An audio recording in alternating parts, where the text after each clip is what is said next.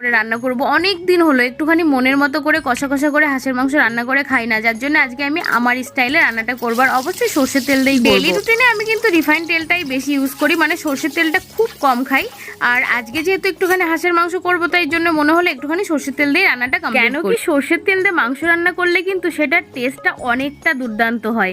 তো এইখানটায় দেখো মাংসটাকে আমি ম্যারিনেট করার জন্য একটুখানি সর্ষের তেল, একটুখানি হলুদ, একটু নুন আর অবশ্যই 100 গ্রাম মতো টক দই ফেটিয়ে রেখেছিলাম, সেইটাকে আমি এটার সাথে খুব সুন্দর করে ম্যারিনেট করে নিচ্ছি। যেহেতু এখানটায় 1 কেজির ওপরে প্রায় মাংস হয়েছিল, যার জন্য আমি 100 গ্রাম টক দইটা কিন্তু ইউজ করেছি। আর টক দই দিয়ে মাংসটা ম্যারিনেট করলে কিন্তু অনেকটা বেশি রান্না করার পরে সফট হয়। এইখানটা একটুখানি আদা জিরে বাটা দিয়ে দিলাম, আর এটা দিয়েও এখন খুব সুন্দর করে ম্যারিনেট করে নিচ্ছি। মাংসটা তো ম্যারিনেট করা কমপ্লিট, এবার রান্নাটা শুরু করি। তো এইখানটায় দেখো কড়াইতে আবারও আমি একটুখানি সর্ষের তেল দিয়ে দিয়েছি, প্রায় 100 মতো সর্ষের তেল এইখানটায় কিন্তু আমি ইউজ করেছি। আর এর মধ্যে দিয়ে দিয়েছি গোটা গরম মশলা, তেজপাতা, শুকনো লঙ্কা, গোটা জিরে আর হচ্ছে পেঁয়াজ।